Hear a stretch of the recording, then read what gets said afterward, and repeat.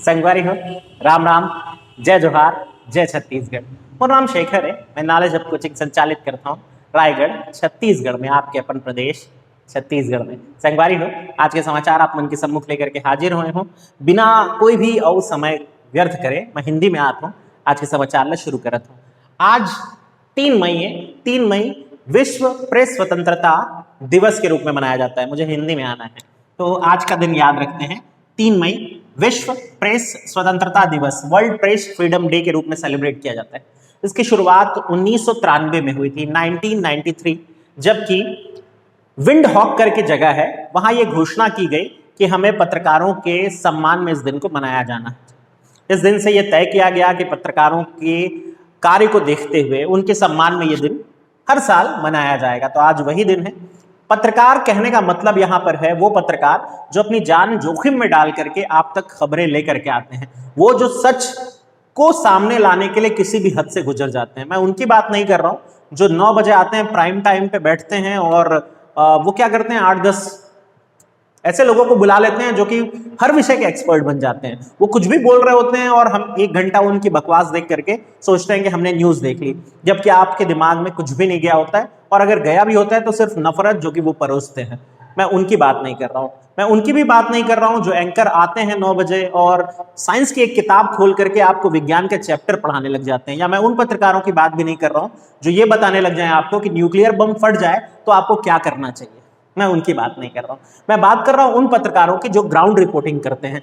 समाज की जो खबरें हैं जो आप तक पहुंचनी जरूरी है, सच जो आप तक आना जरूरी है, वो जाते हैं और आप तक लेकर के आते हैं। ऐसे में कई बार उनकी जान भी जोखिम में होती है, उनको जान गंवानी भी पड़ जाती है। बहुत सारे लोग हैं ऐसे पत्रकार जो शहीद भी हुए अपना काम करते हुए। आज उनकी शहादत को याद करने का दिन है, इसलिए 3 मई विश्व प्रेस स्वतंत्रता दिवस के रूप में भले मनाया जाता हो। आपका काम है यह जानना कि भारत की स्थिति प्रेस स्वतंत्रता के मामले में कहां है। मैं चाहता हूं आप नीचे कमेंट बॉक्स पर यह लिख करके बताएं कि भारत विश्व प्रेस स्वतंत्रता सूचकांक में कहां खड़ा हुआ है और क्या एक लोकतांत्रिक देश में यह सही है। अब बात करेंगे बाकी के समाचार पर। विधानसभा चुनाव के रिजल्ट। आज के समाचार पत्रों में अगर कुछ मुख्य समाचार था तो वो बस यही था। बाकी तो मैं निकाल पाया हूं आपके लिए क्योंकि मुझे आप तक सही समाचार पहुंचाना था इसलिए, लेकिन ये समाचार भी आपको याद रखना पड़ेगा। 5 राज्यों में, इनफैक्ट 1 केंद्र शासित प्रदेश और राज्य मिला करके 5 जगह विधानसभा चुनाव के रिजल्ट आए, जिसमें से खास जो हाई वोल्टेज चुनाव सीट थी या चुनाव क्षेत्र था उसमें बंगाल है, तमिलनाडु है, असम है, केरल है, पुडुचेरी केंद्र शासित प्रदेश है। ज्यादा ड्रामा नहीं हुआ वहां, हालांकि एक पॉलिटिकल ड्रामा वहां भी हुआ था। मैं कोशिश करता हूं आपको यह समझाऊं जितना जरूरी है वो, और कुछ संभावनाएं। सबसे पहले बात करेंगे बंगाल की। बंगाल 292 सीटों के लिए चुनाव हुए। हालांकि बंगाल में विधानसभा सीट की संख्या 294 है और यह प्रश्न पूछा जा सकता है, आपको इसे याद रखना है। बंगाल में विधानसभा सीट की संख्या 294, इसलिए अगर हम आधे मार्क को देखें यानी सफल होने वाली पार्टी को कम से कम 148 सीटें जीतनी जरूरी थी। ध्यान ये रखना है कि सफल होने वाली पार्टी को 148 सीट पानी जरूरी थी। ऐसा पाने में कामयाब हुई बंगाल की तृणमूल कांग्रेस पार्टी। ये एक स्थानीय दल है, राष्ट्रीय स्तर की पार्टी नहीं है, राज्य स्तर की पार्टी है। और तृणमूल कांग्रेस 209 सीटें, जितनी अंतिम जानकारी मुझे मिली, 209 सीटें जीत करके यानी 200 से भी पार जा करके अपनी सीट, अपना जो राज्य है वो बचाने में कामयाब हुई। बचाने में कामयाब इसलिए बोल रहा हूं कि पिछले 10 साल से बंगाल में तृणमूल कांग्रेस की सरकार है और अब ये तीसरा कार्यकाल होगा वहां तृणमूल कांग्रेस का। तृणमूल कांग्रेस के जो फेस थी सीएम की वो है ममता बनर्जी। उनके साथ हुआ यह कि नंदीग्राम का चुनाव वो शुभेंदु सरकार से हार गई। शुभेंदु सरकार कभी तृणमूल कांग्रेस में हुआ करते थे, बाद में उन्होंने पार्टी बदल करके बीजेपी में शामिल होने का तय किया। दोनों के बीच मुकाबला हुआ। जो अपनी मुख्य सीट थी ममता बनर्जी की, जहां से वो हमेशा जीतते आई थी, उन्होंने इसको एज ए चैलेंज लिया, अपनी सीट छोड़ी और शुभेंदु सरकार की नंदीग्राम सीट से उनके सामने खड़ी हुई। पहले नतीजे में बताया गया कि 1200 वोट से ममता बनर्जी जीत गई, बाद में पता चला कि शुभेंदु सरकार ही जीते हैं। यानी ममता बनर्जी एक ऐसी विधायक रही जो अपनी सीट हार गई है। अब इसके क्या मायने हैं? क्या ममता बनर्जी मुख्यमंत्री नहीं बन सकेगी? क्योंकि कल से कुछ लोग यही मजाक बना रहे हैं और अपने व्हाट्सएप स्टेटस वगैरह में लगा रहे हैं। आप शायद देखे होंगे, फेसबुक में मजाक उड़ रहा है, आप देखे होंगे, जो विधायक नहीं बन सकी वो कैसे मुख्यमंत्री बनेगी, जो विधायक नहीं बन सकी वो आगे क्या सामने प्रतिरोध दर्ज करेगी। तो इसका उत्तर यह है कि अगर ममता बनर्जी चुनाव नहीं भी लड़ती इस समय, इस दौर में, और उनकी पार्टी चुनाव जीत जाती और वो चाहती कि ममता बनर्जी ही सीएम बने, तो भी ममता बनर्जी सीएम बन सकती थी।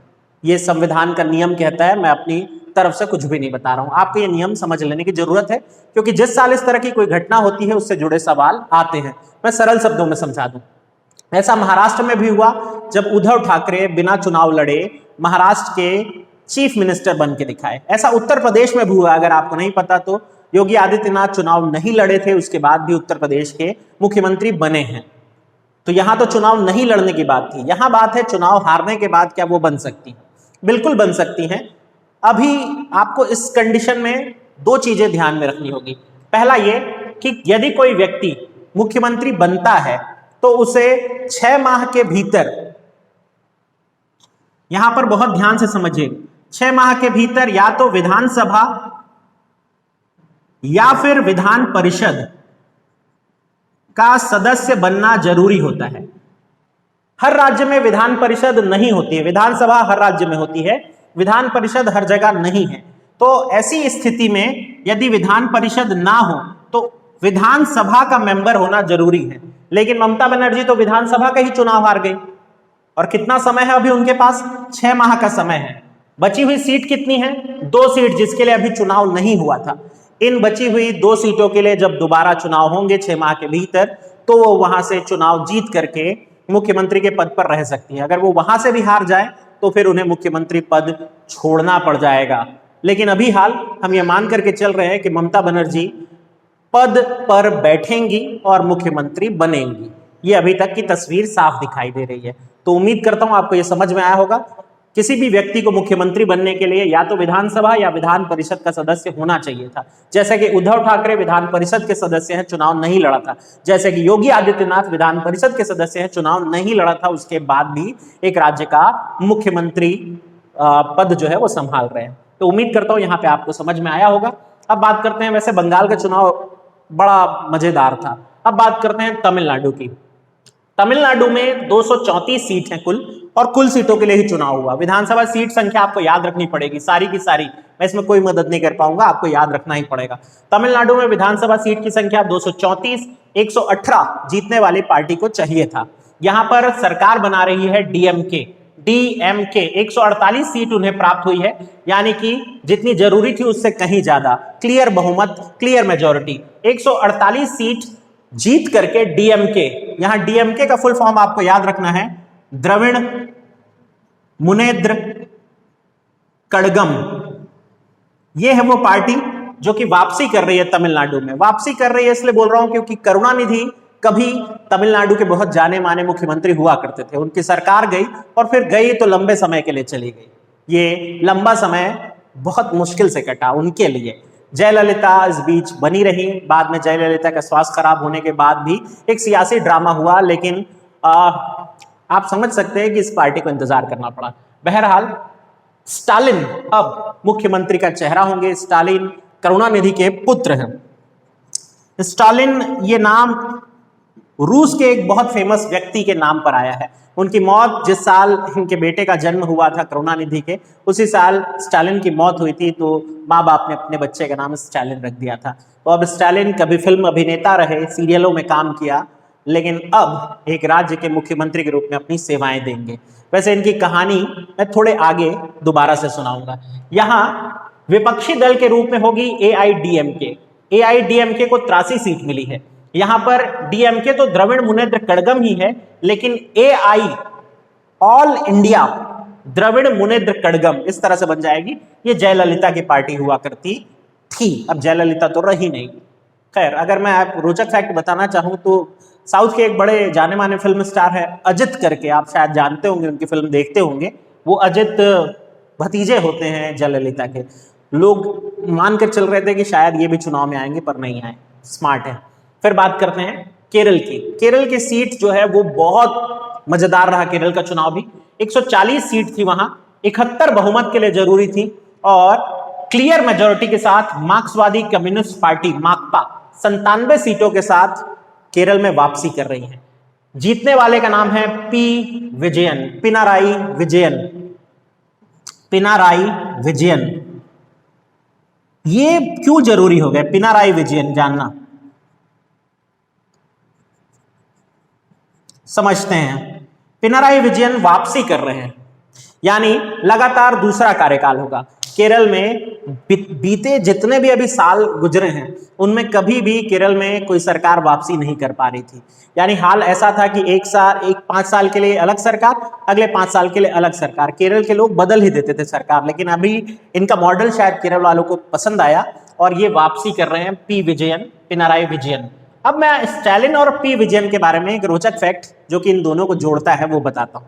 ये दोनों माने जाते हैं अपनी राजनीति में उभरने के लिए तब जब इंदिरा गांधी ने आपातकाल लगाया था। 1977 का आपातकाल, शायद आप याद कर पा रहे होंगे। 1977 के समय में जब 75 से 77 का जो दौर था, जब आपातकाल लगा था, जेलों में दोनों बंद रहे। दोनों की तबीयत से जेल के भीतर पिटाई हुई थी और उसी पिटाई ने शायद इनके भीतर अपने राज्य के लिए, अपने क्षेत्र के लिए कुछ करने, राजनेता बनने का जज्बा भर दिया था। और ये दोनों उसी आंदोलन की उपज हैं, उसी आंदोलन के दो उभरे हुए चेहरे हैं। तो अब आपको याद रखना है, स्टालिन जो तमिलनाडु में सीट संभालेंगे और यानी राज्य संभालेंगे, और पिनाराई विजयन जो केरल में वापसी कर रहे हैं। मजेदार बात एक और, केरल में भाजपा जो है वो भी अपना दल उतारी थी और भाजपा के एक बहुत बड़े चेहरे थे ई श्रीधरन साहब। ई श्रीधरन चुनाव हार गए। भारत के मेट्रोमैन कहे जाने वाले श्रीधरन भारत के सबसे सम्मानित व्यक्तियों में से एक हैं। भारत का मेट्रो प्रोजेक्ट, दिल्ली मेट्रो, या फिर हम कहें कि साउथ के लिए जो ट्रेन है, जो हम महाराष्ट्र से तमिलनाडु की तरफ चलने वाली रेल, जो कि सबसे कठिन रेल मानी जाती है, अंग्रेज भी बनाने की हिम्मत नहीं कर सके थे, वो बनाने का श्रेय ई श्रीधरन को जाता है। वहां यानी भगवान की तरफ पूजे जाने वाले व्यक्ति हैं, बहुत पढ़े लिखे, बहुत सभ्य, लेकिन भारतीय राजनीति ने उन्हें टिकने नहीं दिया, ये चुनाव हार गए। अब बात करेंगे हम असम की।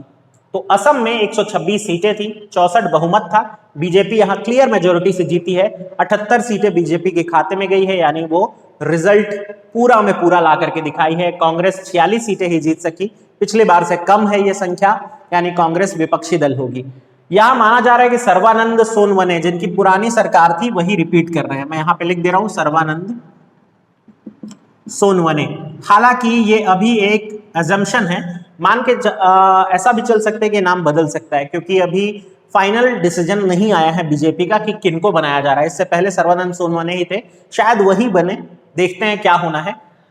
एक रोचक चीज ये थी कि कांग्रेस प्रचार करने में गई थी छत्तीसगढ़ की, असम में, और असम के कुछ विधायकों को यहाँ ला के रखा भी गया था।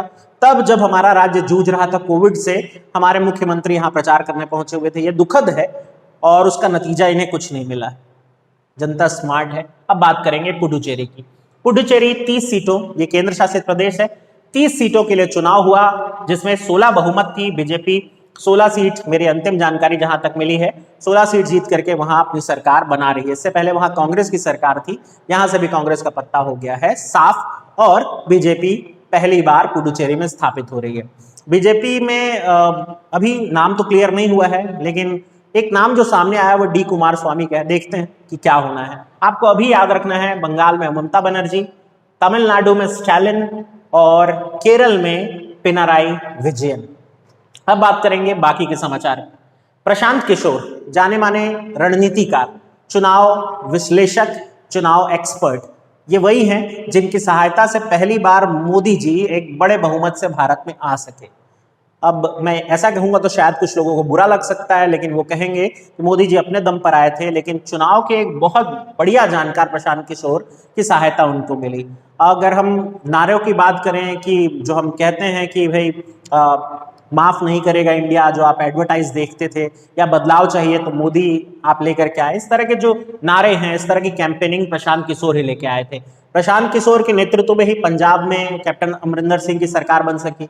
यदि मैं बात करूं कि जगन मोहन रेड्डी की सरकार आंध्र प्रदेश में, तो यही बनाने में कामयाब हुए थे। इन्होंने ही बिहार में नीतीश सरकार बनाने में योगदान दिया। तो प्रशांत किशोर एक बहुत बड़ा चेहरा थे। इस बार वो ममता बनर्जी के साथ थे और नतीजा आप देख रहे हैं। लेकिन उन्होंने एक अनाउंसमेंट की, उन्होंने अपने काम से संन्यास लेने की घोषणा की है। इसके राजनीतिक मायने लगाए जा रहे हैं, क्या पता वो भी अब चुनाव लड़ते हुए दिखाई दे, पता नहीं उनका भविष्य क्या है। लेकिन भारत के चाणक्य कहे जाने वाले चुनाव क्षेत्र में ये वही व्यक्ति हैं। आपको याद रखना है नाम प्रशांत किशोर। इनके एक संस्था का नाम है इंडियन पैक, इंडियन पैक। अब बात करेंगे हम पाइथन 5 की।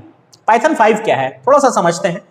पाइथन 5 भारत के लिए एयर टू एयर यानी हवा से हवा उड़ान भर सकने वाला या मार कर सकने वाला लड़ाकू विमान तेजस का ही एक उन्नत संस्करण है। भारत में लड़ाकू विमान है तेजस, आप सब जानते ही हैं। उसका एक हाईली डेवलप्ड वर्जन है, उसका नाम रखा गया है पाइथन 5। उसका पांचवा संस्करण है तेजस का, ये आप याद रख सकते हैं। ये लॉक ऑन सिस्टम पर काम करता है, यानी इससे दागी गई जो मिसाइल होगी वो एक बार अगर आपने टारगेट लॉक करके छोड़ दिया है तो वो टारगेट चाहे दिशा बदल ले अपनी, ये उसका पीछा करता रहेगा। साथ ही साथ ये उल्टी दिशा में भी उड़ सकेगा, यानी वो अगर वापस आने लग गया और टारगेट मुड़ करके तो ये उसके पीछे पीछे अपनी दिशा पलट करके उसके जब तक हिट ना कर दे पीछे पड़ा रहेगा। पार्टनर फिल्म देखिए ना, गो बेबी गो, बस ऐसा ही कुछ। फिर बात करते हैं ऑपरेशन ट्विस्ट की। ये एक न्यूज है जिस पर आपको थोड़ा ध्यान देना और थोड़ा समझना है। मैं समझाने का प्रयास कर रहा हूं, आपको भी ध्यान देना है। ऑपरेशन ट्विस्ट का संबंध किससे है, पहला क्वेश्चन। तो ऑपरेशन ट्विस्ट का संबंध है भारत में आर्थिक स्थिति को सुधारने के लिए चलाया गया एक मुहिम या एक अभियान। उत्तर मिल गया। ऑपरेशन ट्विस्ट का संबंध किससे है, भारत में आर्थिक स्थिति, रुपए की गिरती हुई हालत को संभालने के लिए चलाया गया एक प्रयास। किसके द्वारा, केंद्रीय बैंक यानी हमारा जो आरबीआई है उसने इसे चलाया है। हो सकता है आपको पूछ ले कि ऑपरेशन ट्विस्ट का संबंध किससे है, आरबीआई से है। क्या करने वाली है आरबीआई, आरबीआई दो चीजें करने वाली है। पहला, वो दीर्घ अवधि के बॉन्ड खरीदेगी और छोटे अवधि के बॉन्ड बेचेगी। होता यह है कि आरबीआई के पास सिर्फ पैसा ही जमा नहीं होता है, बल्कि बॉन्ड, डिबेंचर, सोना या फिर और जो महंगी धातुएं हैं वो भी जमा होती है। ऐसी स्थिति में आरबीआई बाकी बैंकों से बॉन्ड की खरीदी बिक्री करता है। लंबे समय के बॉन्ड उन बैंकों से वो खरीदने वाला है और छोटे समय के बॉन्ड उनको बेचने वाला है। इससे मुद्रा की जो तरलता है, लिक्विडिटी जो है वो बढ़ जाएगी, मुद्रा की जो फ्लो है वो बढ़ जाएगी और मार्केट से जो करेंसी गायब होने लग गई है, मुद्रा गायब होने लग गई है, वो मार्केट में वापस आने लगेगी। लोन थोड़े सस्ते हो सकेंगे, ये सोच करके ऑपरेशन ट्विस्ट चलाया गया है। भारत में ऑपरेशन ट्विस्ट पहले भी चलाया जा चुका है, लेकिन अभी चूंकि एक बड़े स्तर पर इसे चलाया जा रहा है तो आपको ये याद रखना है। वैसे ऑपरेशन ट्विस्ट की शुरुआत अमेरिका से हुई थी। अमेरिका ने 1930 के दशक में इसे शुरू किया था, जब आर्थिक मंदी से वो उभरने का प्रयास कर रहा था और डॉलर को मजबूत बनाना चाह रहा था। तो उम्मीद करता हूं आप ऑपरेशन ट्विस्ट समझ पाए होंगे, जान पाए होंगे। अब हम बात करेंगे माया गुफा की। माया गुफा एक बड़ी फैसिनेटिंग जगह है जो अभी अभी प्राप्त हुई। गुफा तो पहले प्राप्त हो गई थी, गुफा से कुछ चीजें प्राप्त हुई हैं। माया गुफा मैक्सिको में है। मैक्सिको यानी कि उत्तर अमेरिका महाद्वीप का एक बहुत महत्वपूर्ण देश। मैक्सिको वो देश है जहां माया सभ्यता निवास करती थी। माया सभ्यता दुनिया की सबसे पुरानी सभ्यता में से एक मानी गई है। माया सभ्यता लगभग 4000 साल पुरानी मानी जाती है। अभी इस गुफा से रोचक क्या हुआ, इस गुफा से हाथ के चिन्ह मिले हैं। 137 हाथ के छापे या निशान प्राप्त हुए हैं जो काले रंग के हैं और लाल रंग के हैं, यानी कि एक तरह से समझ सकते हैं केव पेंटिंग का एक तरीका। मजेदार बात तो यह है कि रंग अभी तक उड़ा नहीं है। माया सभ्यता का ये जो साक्ष्य है बहुत कुछ बताने में कामयाब हो रहा है, बहुत कुछ समझ सकते हैं इससे। हमारे जो इस क्षेत्र के जानकार लोग हैं वो कोई ना कोई नतीजा निकालेंगे और जब सामने आएगा तो मैं आपसे शेयर करूंगा। वैसे माना जा रहा है कि ये कम से कम 1200 साल पुराने निशान है माया सभ्यता, जबकि 4000 वर्ष पुरानी है। फिर हम बात करते हैं, वैसे माया सभ्यता से एक रोचक फैक्ट बताऊं, ये वही सभ्यता है, ये वही सिविलाइजेशन है जिसने अनाउंस किया था कि 2012 में दुनिया खत्म हो जाएगी। 2012 का तो पता नहीं, 2020 से ये काम शुरू हो गया लगता है, जब से कोरोना आया है। खैर जोक सपाट, आगे बढ़ते हैं। G7 यानी ग्रुप 7 विकसित देशों का जो संगठन है उसके विदेश मंत्री स्तर की बैठक हो रही है। इसमें बाकी सहयोगी देशों को भी बुलाया जाता है, भारत से भी विदेश मंत्री बुलाए गए हैं। तो अगर आपसे पूछे कि G7 विदेश मंत्री बैठक कहां हुई, तो उत्तर है लंदन। ये बैठक होगी लंदन में, इंग्लैंड में, और 3 से 5 मई तक चलेगी। डेट नहीं पूछता है, आपकी जानकारी के लिए बता दिया हूं। भारत से जो भारत के विदेश मंत्री हैं एस जयशंकर, वो इसमें भाग ले रहे हैं। फिर हम बात करेंगे एक बहुत महत्वपूर्ण नाम की, वैशाली हिवासे। वैशाली हिवासे वो भारतीय महिला है जिनके नाम एक बहुत बड़ी उपलब्धि दर्ज हुई। आप अच्छे से सुन लीजिए और याद करिए। वैशाली हिवासे फर्स्ट महिला कमांडिंग ऑफिसर बीआरओ की, नोट करें। वैशाली हिवासे फर्स्ट महिला कमांडिंग ऑफिसर, संस्था BRO. BRO border road organisation, border road organisation यानी कि सीमा सड़क संगठन। भारत की जो पड़ोसी देशों के साथ लगने वाली सीमा है, फिर चाहे वो भूटान हो, फिर चाहे वो बांग्लादेश हो, नेपाल हो, या फिर चीन हो। वैसे चीन के साथ तो हम अपनी सड़कें नहीं शेयर कर रहे हैं, लेकिन आमतौर पे भूटान, नेपाल, बांग्लादेश के साथ हम अपनी सीमाएं जो हैं वो साझा करते हैं, सड़क आदि का निर्माण करते हैं उसके आसपास। ये काम करने वाली संस्था का नाम है बीआरओ, एक सैन्य संस्था है। अब इसकी फर्स्ट महिला कमांडिंग ऑफिसर हो गई हैं वैशाली हिवासे। ये महाराष्ट्र की रहने वाली हैं और वर्धा जिला है, जिला आप याद नहीं करेंगे तो भी चल जाएगा।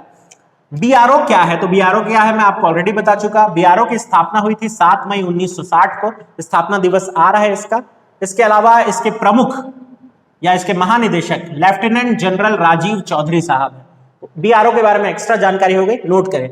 लेफ्टिनेंट जनरल राजीव चौधरी इसके हेड हैं। बीआरओ 7 मई 1960 से अपनी सेवाएं देश को दे रहा है। इसका प्रोजेक्ट हीरक कभी पढ़िएगा, आपको बड़ा अच्छा लगेगा। चलिए अब बात करेंगे ऑपरेशन समुद्र सेतु द्वितीय। अमिताभ बच्चन ऐसा ही कहते हैं ना, ऑपरेशन समुद्र सेतु सेकंड क्या है ये थोड़ा सा समझते हैं। कोविड में अभी हालात ये हुए हैं कि भारत को ऑक्सीजन और वेंटिलेटर की भारी जरूरत पड़ रही है। भारत अपनी 16 साल पहले एक नीति जो उसने बनाई थी कि हम विदेश की सहायता नहीं लेंगे आपदा से निपटने के लिए, हम खुद सक्षम हो गए हैं। तब मनमोहन सिंह की सरकार थी, सुनामी के दौर पे हमने ये अनाउंसमेंट की थी कि भारत ऐसी समस्याओं से खुद निपटने में संभव है, हम दूसरे देशों की सहायता नहीं लेंगे। लेकिन हम उस प्रोटोकॉल को अब तोड़ रहे हैं, हम दूसरे देश की सहायता ले रहे हैं, हम उनसे ऑक्सीजन और वेंटिलेटर ले रहे हैं। इसी कड़ी में भारतीय नौसेना लिक्विड ऑक्सीजन दुनिया के दूसरे देशों से लेकर के आएगी, इसके लिए जहाज रवाना किए जा रहे हैं। इसी योजना का नाम रखा गया है ऑपरेशन समुद्र सेतु द्वितीय। भारतीय नौसेना ऑक्सीजन आयात करेगी, इसके लिए 7 जलयान समुद्र में उतारे गए हैं, 7 भारतीय जहाज जो हैं वो उतारे गए हैं। आईएनएस इंडियन नेवी सर्विस या इंडियन नेवल सर्विसेज, उसके 7 जहाज कौन कौन से? INS Kolkata, INS Kochi, INS Trikand, INS Jalashwa, INS Airavat, INS Talwar और आईएनएस तबर। ये वो सारे जहाज हैं जो दुनिया के दूसरे देशों में जा रहे हैं और वहां से लिक्विड ऑक्सीजन लेकर के आएंगे। थोड़ा सा पुराना चलते हैं। ऑपरेशन समुद्र सेतु 1 2020 में चलाया गया था, जब मालदीव में, श्रीलंका में, ईरान में जो फंसे हुए भारतीय थे कोविड के दौर में, उन्हें वापस लेकर के आने की जरूरत थी। तब ऑपरेशन समुद्र सेतु 1 चलाया गया था 2020 में। अब 2021 में ऑपरेशन समुद्र सेतु द्वितीय चलाया जा रहा है। फिर बात करेंगे 3 मई 1913, बड़ा रोचक दिन था ये। भारत ने पहली बार सिनेमा देखा। इसी दिन से भारतीय सिनेमा की स्थापना हुई। 3 मई 1913 पहली भारतीय फिल्म रिलीज हुई। फिल्म का नाम आप सब जानते हैं, राजा हरिश्चंद्र। कहते हैं महात्मा गांधी ने अपने पूरे जीवन में, ये एक फिल्म है जो, वैसे तो वो 2 फिल्म देखे थे, लेकिन ये कहानी बड़ी फेमस है कि राजा हरिश्चंद्र फिल्म या नाटक उन्होंने देख लिया था और बड़े प्रभावित हुए थे, इसीलिए हमेशा सच बोलते थे। उसी राजा हरिश्चंद्र की कहानी फिल्म के रूप में पहली बार आई थी इस सन में, 3 मई 1913। फिल्म को बनाने वाले थे दादा साहब फाल्के, जिनके सम्मान पे आज हम दादा साहब फाल्के पुरस्कार देते हैं। आपको क्या करना है, आपको नीचे कमेंट बॉक्स में बताना है कि दादा साहब फाल्के पुरस्कार सबसे पहला किसे मिला था और अभी किसे प्राप्त हुआ है। बहुत सिंपल सा है, लेटेस्ट किसको मिला है और सबसे पहला जीतने वाला कौन था आपको बताना है, या कौन थी ये आपको बताना है। ठीक है, मजेदार बात ये थी कि ये फिल्म जब रिलीज हुई तब महिलाएं फिल्म में काम नहीं करती थी, यानी कि इस फिल्म में सारी भूमिकाएं पुरुष निभा रहे थे। यहाँ तक कि राजा हरिश्चंद्र की पत्नी तारामती की भूमिका भी एक पुरुष ने निभाई थी। आत्रेय जी नाम था उनका, बहुत कमाल की भूमिका निभा गए थे। हालांकि धीरे धीरे महिलाएं फिल्म में आने लगी और देविका रानी रोरिक पहली भारतीय फिल्म अभिनेत्री के रूप में सामने आई थी, तब बहुत बड़ी बात हुआ करती थी। लेकिन हाँ, 3 मई से वो सिनेमा जो हमें मिला है, सिनेमा से आप कितनी भी नफरत कर ले, लेकिन सीखने सिखाने का एक अच्छा माध्यम वो भी है। ये सफर शुरू हुआ। आप इसे पहली हिंदी फिल्म नहीं कह सकते, क्योंकि ये मूक फिल्म थी, यानी इसमें डायलॉग नहीं थे, एक्सप्रेशन से लोगों को समझना था, कहानी तो सबको पता थी। फिर बात करेंगे छत्तीसगढ़ से जुड़े हुए समाचार की। 2 बड़ा समाचार मुझे मिल पाया। पहला समाचार बहुत महत्वपूर्ण है, सरगुजा। सरगुजा में देखी गई क्या, प्राप्त की गई उड़न गिलहरी, फ्लाइंग स्क्वेरल। ये एक ऐसी गिलहरी होती है जो एक पेड़ से दूसरे पेड़ के बीच जंप करती है और तब अपने शरीर को थोड़ा स्ट्रेच कर लेती है, फैला लेती है, तो ग्लाइडर की तरह ग्लाइड करते हुए लंबी दूरी तक निकल जाती है। ऐसा लगता है कि वो उड़ रही है, इसलिए उड़न गिलहरी कह दिया जाता है। ये प्राप्त हुई अभी सरगुजा के तराजू गांव, लखनपुर ब्लॉक में आता है, वहां वर्तमान में इसे अभी केज में रखा गया है, पिंजड़े में संभाल करके रखा गया है। थोड़ी सी जानकारी और दे दूं, इससे ठीक पहले, कुछ महीने पहले की बात है, कोरबा में कटघोड़ा वन मंडल में भी फ्लाइंग स्क्वेरल या उड़न गिलहरी पाई गई थी। और थोड़ा पीछे ले चलते हैं आपको। छत्तीसगढ़ में अगर आपको उड़न गिलहरी के लिए फेमस किसी जगह के बारे में पूछे तो आपको कांगेर घाटी राष्ट्रीय उद्यान लगाना आता है। तो ये याद रखना है, भारत में उड़न गिलहरी पश्चिमी घाट में ज्यादातर पाई जाती है, यानी केरल की तरफ ज्यादातर पाई जाती है, तमिलनाडु की तरफ ज्यादा पाई जाती है। हमारे यहाँ इसका मिलना एक सुखद संकेत है।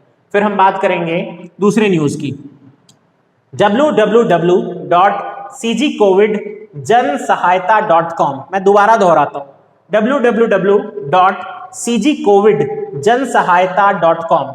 ये वो वेबसाइट है जो कि अब एक्टिव हो गई है, काम कर रही है, इसलिए कि कोविड के कितने हॉस्पिटल हैं, उन हॉस्पिटलों में कितनी सीट अवेलेबल है, कौन सी सीट वेंटिलेटर वाली है, कौन सी नहीं है, ये सारी जानकारी आपको इसके माध्यम से मिल सकेगी। तो खाली बेड की ऑनलाइन जानकारी हेतु आप इस साइट पर लॉगिन कर सकते हैं। बुरा दौर चल रहा है, भगवान न करे आपको जरूरत पड़े, लेकिन अगर पड़ती है तो आप ये जरूर टाइप करिएगा। ये ओपन कर दिया गया। तो इतना कुछ था आज मेरे पास। मैं आपसे कल मिलूंगा और कोशिश करूंगा आपके लिए कुछ और बेहतर, कुछ और नया करने का प्रयास करता रहूं। तो जुड़े रहिए मुझसे, व्हाट्सएप में भी जुड़िए, टेलीग्राम में जुड़िए, मैं बहुत सारी नई चीजें आपके लिए लेकर के आने वाला हूं।